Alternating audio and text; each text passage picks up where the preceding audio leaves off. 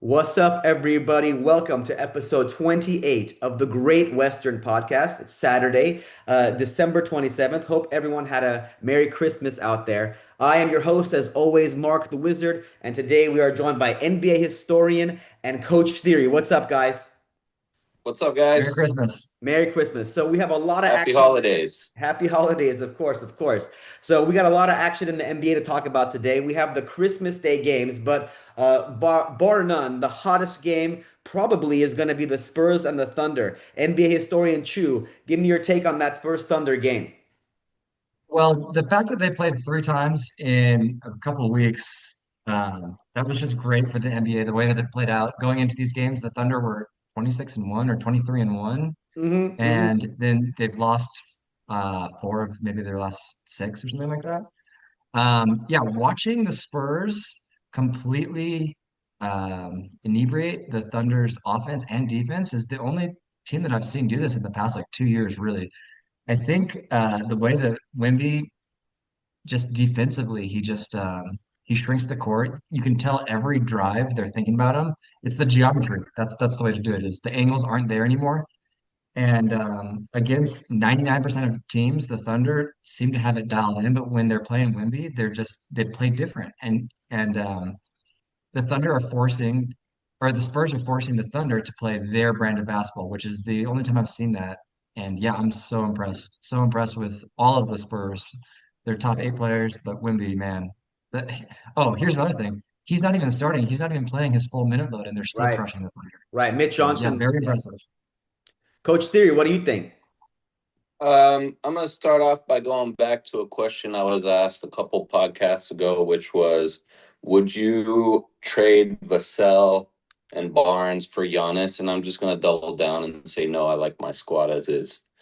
Um, and I appreciate the Wemby love. As you know, I've been a bandwagon fan of Wemby since before he came in the league. Of course. Um, and that's all great and fine, but it's also more than that because if it were just Wemby, you'd see that the Spurs can't hang when Wemby's off the floor. And as Chu just said, even when he's off the floor, he's not getting his full minutes. We're seeing the lead either maintained or sometimes even growing.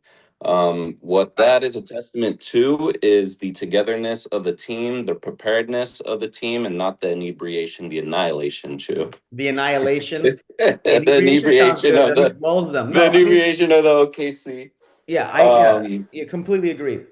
what I saw was you have this supposedly best player SGA in the world and his amazing teammates that's supposed to be one of the greatest teams in the on ever, according to some historians.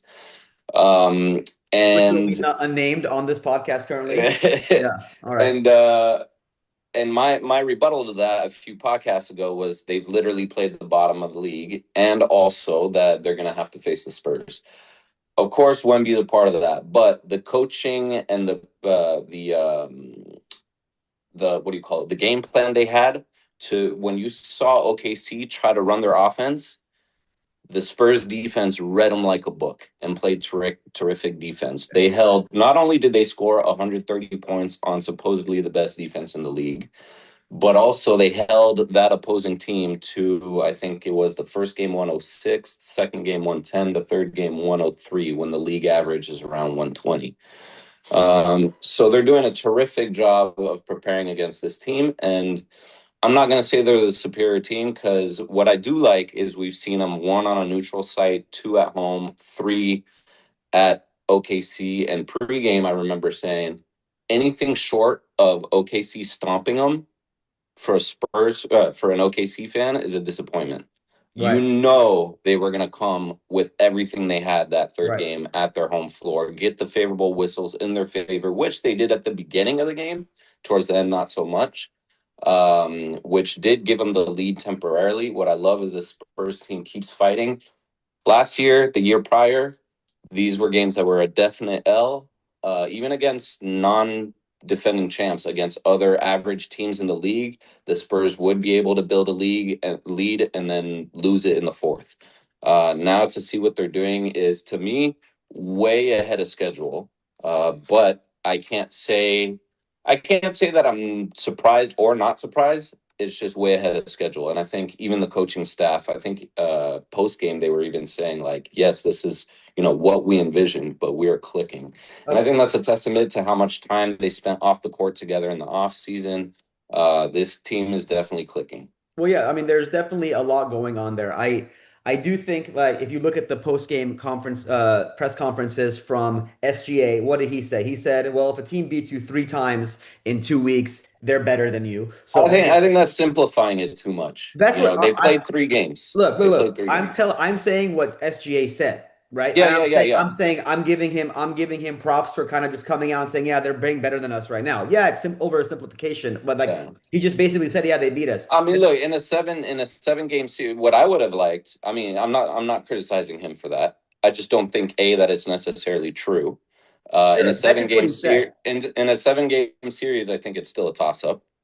If you have a good enough coach and a smart enough player, and if SGA is as good as people say he is, he'll be able to go above that, Yeah, well, right? To take you to the J Dub next said too, level. right? J Dub was asked, they're like, "Hey, what's going on over there?" He's like, "You see that guy playing defense in the middle of the paint over there? Yeah, That but goes back. that's simplifying it. There's That's so what much you was more. talking about. The Yeah. angles, the geometry, the defense. I don't know what you're trying to say. It's simplifying it. I'm just telling you what I'm. That's No, what no, they're sure, saying. sure, sure. Yeah, that's what they're I just think saying. that I know. I'm Yeah. not arguing against you. I'm arguing against what they're saying. To say, oh, well, they have a 7'5" guy and therefore they win. How can I'm you argue like, against hey, it hold anyway? on, All right. That's because even with Wemby off the floor, you're still not winning. You know. sure. They're winning. If they're beating the Spurs without Wemby. Yeah, well, yeah. I mean, it's the defense. It's Sure, Area sure. 51. It's De'Aaron Fox is really starting to really come into his own on that I team right now. love how off ball he's playing. That's Yeah, terrific because at the beginning of the season, I remember writing in the comment section, I was like, if one of them had to go, it's De'Aaron Fox. But that's because I wanted to see Castle and Harper with the ball more. The fact he's playing off ball and just making buckets, driving lane, hitting threes, I'm very happy with how he's finally gelling. And his ego's not getting in the way of wanting to be the man, be the hero ball. yeah. I Yeah, mean, I think he's yeah, true. go for it. He's been so impressive. Just the fact that he was drafted by one of the worst run franchises in the history of the league, and just kind of sat there perishing in Sacramento for so long. It's cool to see him on a good team, actually contributing to winning basketball. Right. Could be a similar career arc to like a Chauncey Billups, a high lottery pick that didn't quite pan out, gets traded and ends up having a very solid second half career. Yeah, I'm a We'll big see if he fan. stays on. Yeah, we'll see if he What's stays on the squad. no? I mean, for this year, Oh Fox. yeah. Well, who knows? I just saw an interesting. We're not going to get into trade proposals too much, but I just saw an interesting one. It was Trey Murphy for Fox. No, they're not going to do that. Chew, you're on mute. Yeah, yeah, Yeah, you're my good. kid was No, no, screaming no at me. worries, no worries. Yeah, no, this year, I mean, it's definitely been exciting. You know, it was just a few weeks ago we were talking about the impenetrable defense of the OKC Thunder, and now to see, I mean, it's a chink in the armor, but and it remains to be seen. I do think that the OKC will regroup. And I do agree that in a 7 game series, I still would probably give the edge to the Thunder right now, especially with home court. I do think the Spurs Who are ahead knows of if they schedule. will have home court?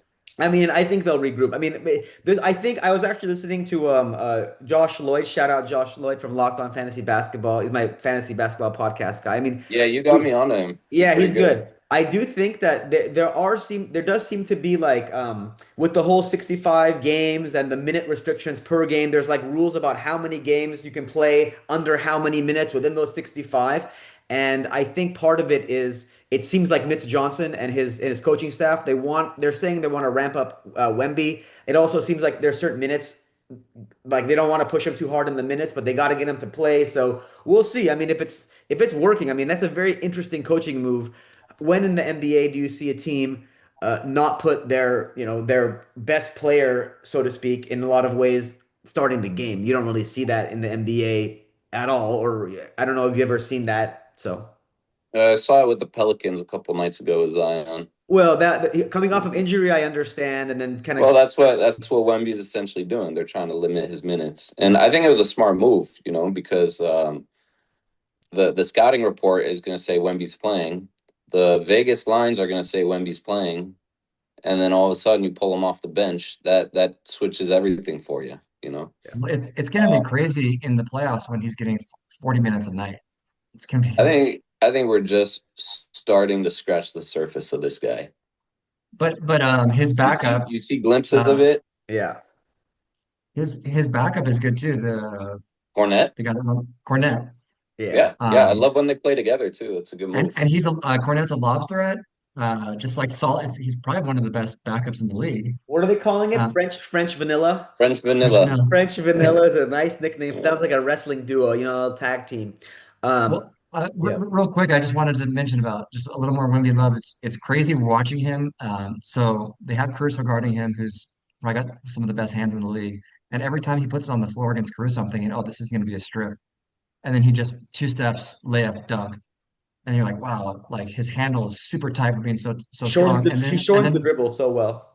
yeah, and then the next possession, he's making threes, and you're like, wow, he's And that's incredible. definitely a cleanup since last year because the reason I didn't put him MVP is because I thought he'd be averaging too many turnovers still, and he Yeah. definitely cleaned that up because last year's those would have been strips. Um, he's averaging only a couple turnovers this year. I thought he was going to be in the 5 or 6, but We've been talking about Wemby a lot, but you know what? I mean, he deserves our attention. And speaking of, it's one thing, guys, for Wemby to be talking about like what he's doing on the court, right?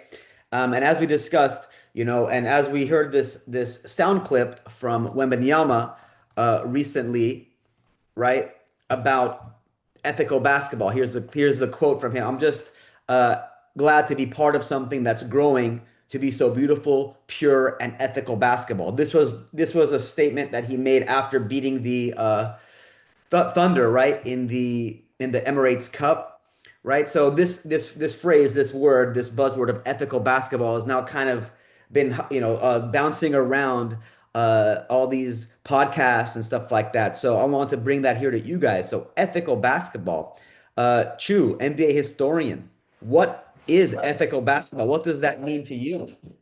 Well, I just love the context of this is because the fact that they're the up and coming team that hasn't even won anything, it's kind of cool for them to say it. If uh if LeBron James was saying it or SGA was saying it, Yeah. we'd be like, dude, get over yourself. But yeah, so ethical no, you basketball, wouldn't believe him either because you see what they do. I think he's referring to flopping. Flopping. Okay. Specifically, Flopping. the Thunder have been known to get favorable calls and on one end, and then when they play defense, they can maul someone. That's a good A la the example. yeah. So I think that's what he's talking about. But I mean, for me, ethical basketball is controlling the ego, contributing to winning culture, leadership, doing whatever it takes to win. And there are definitely some players that come to mind. We talked about, some ethical basketball players on our text group, and I wanted to give a shout out to Aaron Gordon. The reason I think Aaron Gordon is an ethical basketball player, he was, I think, the number 4 pick. He was a very high draft pick, but when you're picked that high, you're expected to come in and potentially be like a franchise changer, a leader, and that's what they thought he was when he was picked by the Magic. But part of ethical basketball is being able to control the ego. He spent, I don't know, maybe 5 or 6 years in Orlando, barely sniffing the playoffs. He comes to Denver and completely is transformed from like the go-to scorer into like the running baseline defensive player. And over the past couple of years, another thing about ethical basketball is the work that you put in off season. He was Aaron Gordon shot 50% from the free throw line in college and now is I think a 50-40-90. So he's allowed his ego to be part. Hey, if I want to be part of a winning team, I've got to change the way that I play. I've got to use my athletic ability, my gifted, God-given athletic ability, maybe not on offense as much, but on defense. And he's turned himself into an excellent three-point shooter, free throw shooter, and defender and champion. And so when I think ethical basketball, I think of players like that. Another one that comes to mind might be Harrison Barnes, which is a Barnesy. very, yeah, like who thought that guy's team would, or who thought 2 years ago when he was in Sacramento that he would still be in the league, and now he's having one of his best seasons ever. So yeah, shout out ethical basketball, not necessarily for the superstars. I think ethical basketball for the role players were kind of I think about that. Yeah, I mean, it sounds it's a good point, right? This idea of the two-way players. I like what you're saying about the culture, the leadership, the putting the ego aside, playing a team game. Coach Theory, when someone says, "Hey, what is ethical Well, basketball?" I like choose details, but I think that's completely missing the point of what ethical basketball Okay, is. do tell, Coach Theory. Look, Spicy today, time man. for First, school. School us all, my friend. first of all, I think it's amazing that it comes from Wemby because he's French, and you know how us French people are. We're always like trying to be purists and everything like Sounds that. like a stereotype for me, but Very much yeah, so. very much so. But I just think it's poetic that it's What is Wemby your talking what about it. the National Baguette Um, Association, right? yeah, the National Baguette There we go. All right. Association. So okay, so enlighten us, Coach Theory. What is ethical basketball? I do agree with Chu that ego plays a part in it, but and everything Chu said is part of it, but I think those are the details rather than what ethical basketball is. I think ethical basketball is playing the sport, playing the game, and not playing the refs, right? You see too many players complain at the refs, trying to get an advantage because they want to call. No, we're going to beat you on skill. We're going to beat you on defense. We're going to get you. We don't care about the stats. We don't care about the spread. We don't care about all that. We care about the essence of the sport. And I think that's what the if you watch the Spurs OKC game, every time there was a foul that could have gone either way, instead of going to the refs and being like, "Wow, come on," like Jokic does, How does he do it? they regroup. Yeah, They it's He good. Yeah. jumps higher after a call than he goes for a jump ball or a rebound. All right. Anyways, uh, they regroup, they get together, and they talk amongst themselves, right? They know they can't control the outside noise. They know they can't control the refs. Actually, I want to know. I think I brought it up in the group chat. I want to know if the team who has had the most challenges won against them is OKC. I'd love to know that. I mean, how But how would you even look that up? All uh, right. So I'm sure we there's a way. I'm not saying we can do it. But an example of non-ethical basketball is Lou Dort kicking out his leg on a three, trying to get that foul, right? The refs actually incorrectly called it because that's supposed to be a flop and a technical foul. Granted, they didn't call the offensive foul, and I applaud them. That's a step in the right direction. But if you're going to apply the rules, you're going to apply the rules, right? OKC or the Spurs didn't even care about that. They didn't say, "Hey, give him a tech," right? They just got together and kept playing. Examples of players like that. Well, I think our prime is the entire Spurs team right now. That is beautiful, Wow. pure, ethical yeah. basketball. I'm not going to say there's All not right. a dirty player on there, Yeah, yeah. you know. But if you want an example of how the game should be played, the Spurs kind of traditionally have always they've been a bit boring in a sense, even back with the Duncan and Ginobili days. Um, but they play the game the way it should be played. They always have, So and I respect that. so who do you guys think are I'll give you examples of who's not ethical basketball. James Harden, CP3, LeBron James, and there's a whole list more of people I complain about. What about like SGA right now with he's SGA, all no, these completely opposite. these Complete things. opposite. I don't know. I don't know. Like I see a lot of clips of SGA kind of Yeah, all the like push you offs see and like all he's that, pushing off and then he falls and he throws the ball up, but Yeah, I mean, I repeat myself. I say, play the game, not the refs. yeah, I agree. I do think, I mean, I do like choose examples as well, but I do also think that in the Yeah, the essence of ego part is important. the Absolutely. essence of this idea of ethical basketball is you try to get the ball in the hoop, right? Number one, you don't play the whistle, right? It's the yeah, right. Well, you play the sport as you said, right? Coach Theory, you're Well, not if you're foul baiting and you get to the free throw line, you put the yeah. ball in the hoop. Don't It's you just a don't different way to for go me, about it. yeah. You don't play the whistle. You don't play for the whistle. You don't play Yeah. for the call. You don't The play way for the the way I contact. define it is you don't do the stuff that out in street ball you get your ass beat for. You know? Yeah, I mean, and I think that there's an evolution to the game that we have to kind of go hand in hand with, and how the game is reffed and how the game evolves over time with the players. We have seen it, right? More historically, one of the biggest recent example is with those Harden rules, right? They kind of changed the way the game is called because of the way Harden was doing the what was it like the follow through or the whatever Yeah, he the was rip doing, through. the rip It's through. my least favorite move in the NBA. Right. I So and think now I they think they, they corrected that. So they're they're still they're still missing because SGA is still doing that, and okay, many players are so this still is doing that. so this is where the fine line is, right? It's like, Right. well, where, is the ethical line where they're calling it, or is it kind of about where what the players seem to be themselves doing, right? Because if it's within the rules and they're getting called for it, it's kind of hard to just blame the players completely, right? Well, I agree with you in essence, but there's I forget what it's saying, what the saying is. It's something about the essence of the law and not the letter of the law. And I remember when I was a young kid, I had to go to court for minor in possession of alcohol or some stupid thing like All that. right, all right, all And right. Yeah. I started arguing with the judge, not arguing, but I tried to explain my case. I You're said, probably look, arguing. technically I wasn't in the possession of, right? So I was really reading the rule. And by law, I was innocent. But he told me something that really stuck with me. It's the essence of the law, not the letter of the law, right? So if we gotta say, Sounds hey, like the it's on justice the system refs, worked for you, I guess. Sounds like the justice system worked it out. stuck with me. I was 16 years old. I was like, you know what? That's a judge who is actually a smart person. You Chu, know, what do you think about that? What do you think about this idea between the essence and the law as it lays and all that?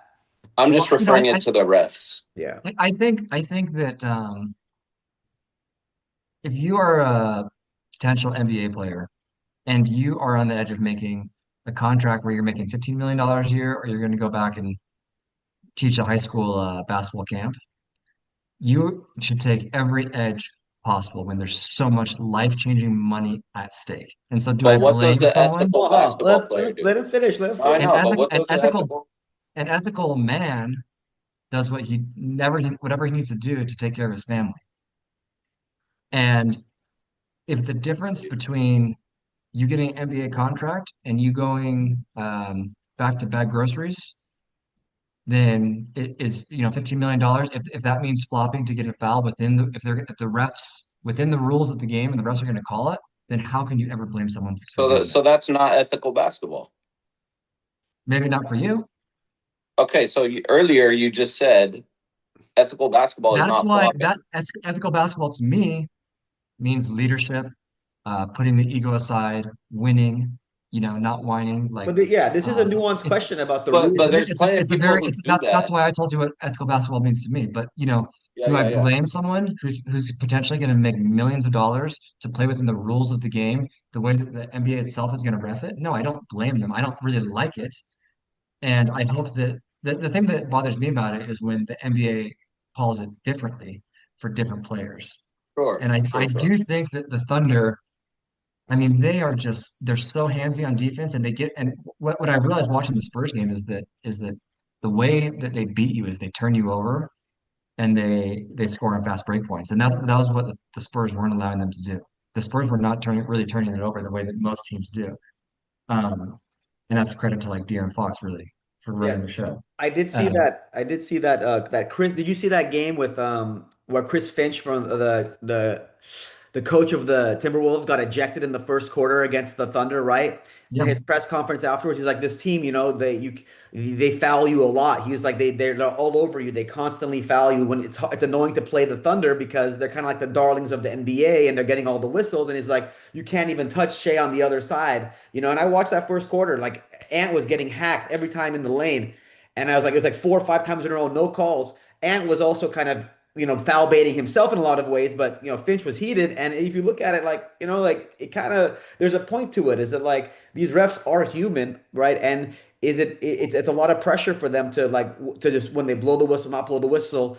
I wonder what kinds of things are going on in their minds, how they're being trained. I understand what you're saying, Sylv, and about like what the ethical versus non-ethical is, and I very much understand what you was referring to regarding, well, if it's within the rules, right? Yeah, can you really say it's unethical? I mean, that becomes much more subjective, and that becomes a more challenging, principled, subjective opinion or something like that about what a player should or shouldn't be doing. Um, but they are fine So I lines. think the people that try to define ethical basketball and the people that bring it up are people like myself who are tired of the foul baiting. They watch a sport because they love the beauty of the sport, right? I'd Sure. rather take a L ethically than a W and cheat. That's just who Yeah. I am. Yeah, but It's not cheating though. It's playing within the rules. But yeah, okay, it's so not so cheating. I let me It's not put you guys understand. both I cheating. understand. I understand. let, But let me look, put you both okay, on the so hot seat. Let me put you both on the hot seat. Who do you okay. think from our glory days, 95 to 2010, name one retired ethical Steve basketball Nash, player? ethical basketball, Steve Nash. Steve Nash, ethical Yeah. basketball. Why? Yeah. Okay, that's nice. Like, you wouldn't think I wouldn't think of that. That wouldn't be my first one, but why is Steve Nash ethical? Just the way he plays. He even went on the podcast and he was like, dude, if I were in today's NBA, I would have probably thought things differently and you know, seen the advantage to win, of just tossing up threes and flailing your arms and foul baiting and getting to the line and all that. But that's not the game I played. That's not the game he played. He talk about putting your ego aside. That guy was not an ego guy. Yeah. Um, and to me, he's just an example. I never saw him really complain at refs. I never saw him try to bait a technical foul or do the CP3 where he stops in front of a player mid drive to get an and one. Um, or like flail or the shot where you swing your arms the second the defender touches you. He wasn't that type of guy. Um, and so I think his leadership, as you mentioned, are there. And he did what it takes to win. He never won everything, of course, but he did it on a very noble and ethical in a very ethical way, in my opinion. Okay, That's Mark, just who, one who do you think? What came to my mind first, I was like, well, don't say the Mamba, but I'm not gonna say him. But I would think growing up, being a huge Penny and Shaq fan in Orlando, and then seeing Hakeem Olajuwon just dominate them with his two-way game, with the way he played. He was like a real like ambassador of the sport. He had they call him the dream for the reason. I think Hakeem Olajuwon would be a great example of a That's a great example too. ethical basketball player who just played the game right, played the, didn't play for the whistles. But I think generally speaking, like you're saying, Chu, like I think the brand of basketball actually with this swallowing the whistle, and like letting them play, I think is those days were a little bit different. And I think the NBA kind of has tried to make the game more fluid and give the edge to the offensive players and kind of maybe that's like what they were trying to do. But yeah, those glory days, man. I mean, I'm thinking even players like I don't know, like Gary Payton Tim comes to mind. Duncan. Tim Gary Duncan. Gary Payton comes to mind a lot, with his tenacious defense, the Mutombos of the world. You know what I mean? Even, so it's hard to Gary say. Payton would chirp at the refs constantly, though. Yeah, But I don't. yes, Yeah. I, Yeah. I don't great have two. Gary Payton on my list. All right. So let me say this here then. So we were mentioning it. So before we still want to touch on this. So something that we had mentioned earlier that you talked about. According to Coach Theory, the most unimpressive 55-point Christmas Day game ever, an unethical basketball player, Nikola Jokic, who is on track probably to win his fourth MVP. So let's hear it. Putting all It wasn't I the hope he most wins it 55. now. It was the most disappointing 50 right. point game he's ever seen. This Not on most Christmas, disappointing ever. 55-point game. That I've personally ever watched, yeah, I sat through the whole thing. It was also a very unconvincing win. There are certain wins where you're a dominant team and you win the ball, like the game like Spurs did against OKC. That's a convincing win. When you have to sneak through and get fouls your way and get five technicals in the last 2 minutes in order to sneak out a victory by 4 points, I'm not convinced.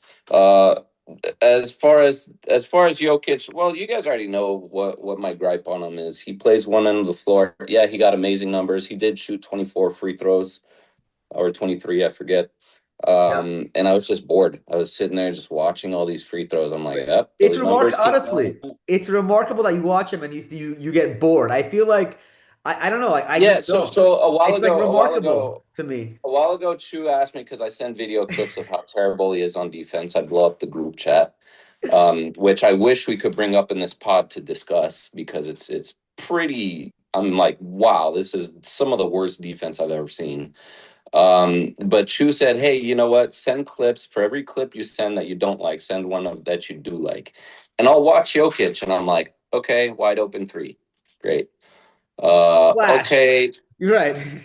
okay, like, yeah, splash. He's a great shooter. He's a great shooter. He's an offensive machine. But I'm never like, whoa, that was incredible. Like, I'm never like, yeah, he has great passes. I'll give him that. But he never does anything that amazes me. Every shot he takes is just like a little bunny layup, and also a lot of the rebounds he gets are off his own misses. So the Wow. stats in the stat sheet, you're gonna see 55, 15, and 15, and you're like, whoa, oh my God, that's the greatest thing ever. But when you watch the game, I'm literally yawning. I'm just like, this is so boring. And they True. pull off the victory, great. True. But I cannot say he's an ethical basketball player. That's just not. I'm not gonna say that. Um, wow, I couldn't disagree more. That, Well, I'd like you to watch the game. Okay. It'd be yeah, I great if do watch. you. I watch as many as I can. It's hard for me to watch a lot of basketball these days, but I do watch as much as I can. And every second that that guy touches the ball, I see something that I've never seen before. He is the most incredible offensive player I have ever seen. He's so efficient. He went 15 for 21 on field goal attempts against a three-time Defensive Player of the Year, Rudy Gobert, who he Yeah, owns Gobert's atrocious. over and over and over again. The thing that I think a casual Nuggets watcher might not understand is that the Nuggets are down three starters. They're three best Right. defensive players. Right. So the way that the That was Nuggets never an defend, excuse for the Spurs. Wasn't an excuse for the Spurs, so I'm not taking that. so the way Braun, that the Nuggets Braun, Cam Johnson, and AG are all out. and Yeah. they're all out, and so it's going to that you're going to find many plays in a game where the offensive team blows by the perimeter defense and leaves Jokic on an island where he gets cooked. Like, because that's not what, a one-on-one defense, he's going to get cooked every time. But I think if all teams are healthy, you're going to see, and the numbers back this up, that Jokic plays above average defense, and it's clearly winning basketball.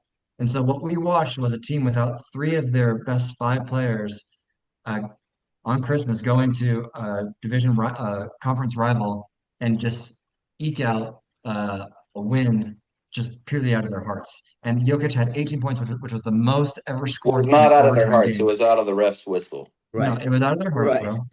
Yeah.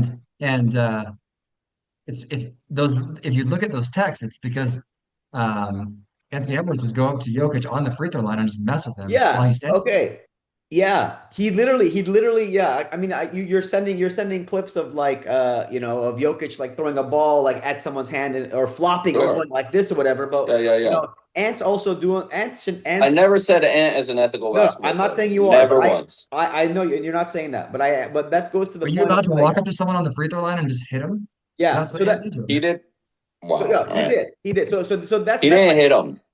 he literally slapped his hand while he's standing there. He slapped across his wrist. There's every angle there. Anyway, so that goes to my other point, guys. We talked about this earlier. Just I know we're kind of hitting the home run here.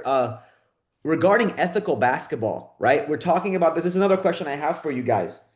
To what extent are mind games or things that players are doing purposefully to maybe like get someone under someone's skin? Like, for example, Ant, doing kind of those tactics, or like we're seeing now with the Dylan Brooks LeBron thing where he's like giving high fives to LeBron, kind of getting to get under their skin, or historic players like maybe like the Draymonds and how they play, or the Ron Artest, these kind of like these enforcer Or bad boy. Lance Stevenson blowing in Yeah, LeBron's ear. blowing kisses, these types of mind, or the Matt Barnes with the ball in Kobe's face.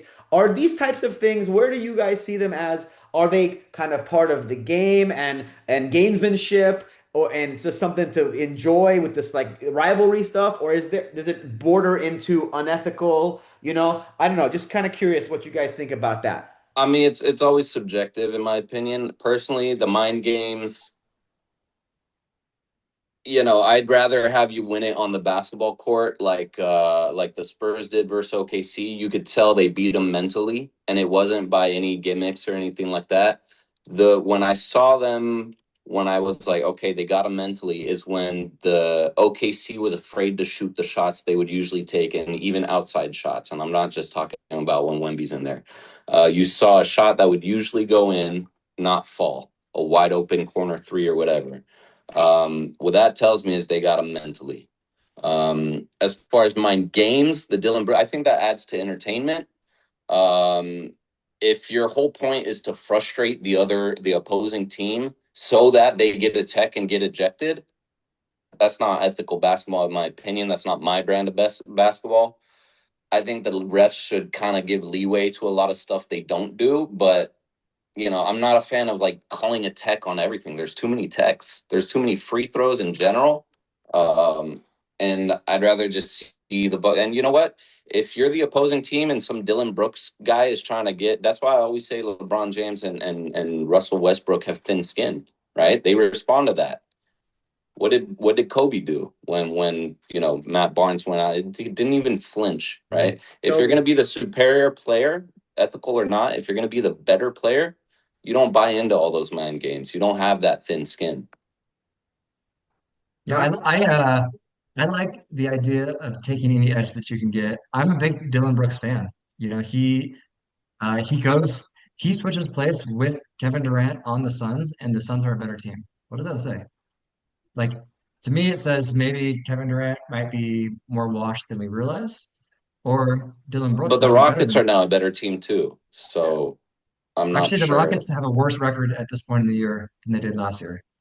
I know you like to Um, just look at records, but that Rockets team is yeah, solid. like I like to look at like things like wins and losses. Yeah, Um, the stat. No, Okay, no, no. is that a stat? Is it? Oh, What did I is that say? What only a did I say at statistic? the beginning? What did I Yeah, say about at the beginning of the year? That the Rockets are going to struggle early on, yeah. and they're going to start winning games, and they have been winning games, I think I right? think I think the Rockets are a better team than they were last year, but their record doesn't say that.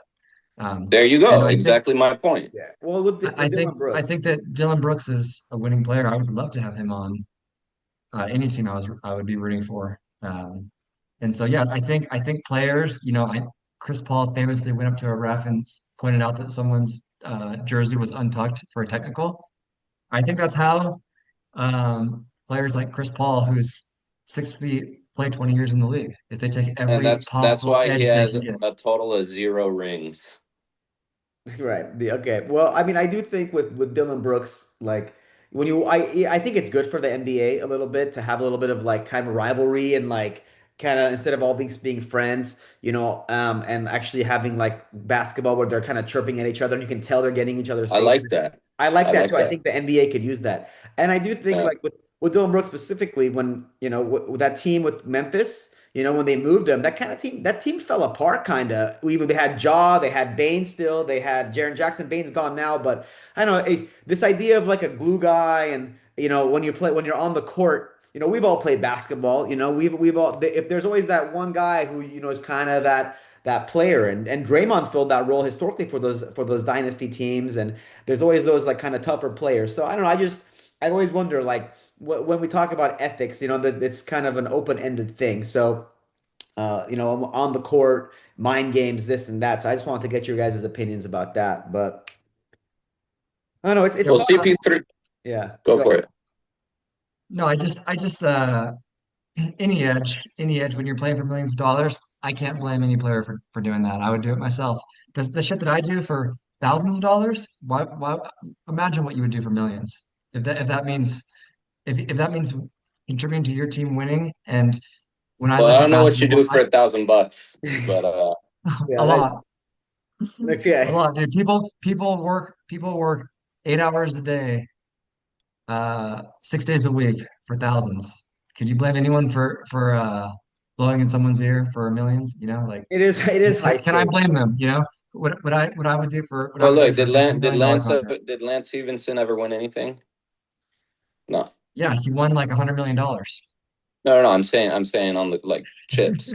As fans, you're not rooting for a payday for your favorite player. Maybe you are. No, I'm not. of course not. But can I blame them is the question. Do I No, like to see there's a it? difference No. between blaming them and look, the rules are the rules. They're going to be allowed to do what they do. The NBA is going to respond how they want, ref the way they want, find the players they want. At the end of the day, what do you want to watch, right? Well, I want to watch good basketball. another reason I think that the refing has changed is because these NBA contracts are so expensive. You have people signing $250 million contracts, and if they're allowed to get fouled in the lane, that's basically costing a team tens, if not hundreds of millions of dollars of value. And so I think, What do you mean? the economics of it Like with the is injuries, that you mean? with the injuries is that they're trying to ref in a way that um, lowers injury risk because if you have a player that has $100 million contract and they get injured, that's instantly tens of millions of dollars that franchise and the league loses. And so when you start thinking about the NBA as a business and the Yeah. economics of a business, you see why they're doing it. Now, do I like it? No, no. I would like I actually, I do like the way that they ref the playoffs. They seem to let them play a little more, except if you're the Thunder.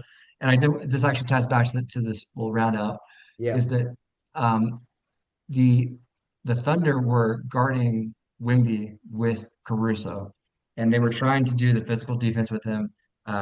Don't let him get a dribble. Like basically get under him. What they were doing somewhat successfully to Jokic, and I do like the fact that they're using this strategy in the regular season, purely for the fact that my Nuggets get to see it and get more tape on how to exploit it because Wemby was, I mean, Caruso played terrible.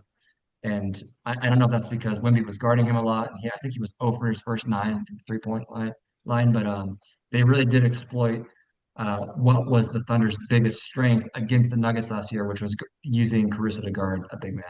Yep. Yep. I mean, that's the difference between a skilled offensive player. You're I'm just right. kidding. Okay. I'm Right. just Right. kidding. Just Amazing. kidding. Amazing. Yeah. Okay. All right, boys. So, that's gonna wrap it up today. Like and subscribe, obviously, out there. What do you guys think about ethical basketball? Leave it in the comments. Let us know. And wishing y'all happy holidays and see you. I guess what is it gonna be next year when we have our next episode, right? Yes, I will. Yes, it is. All 2026. right. Stay Happy New safe 226. out Year. there. Happy New Year. Later. Later. Happy New Year's.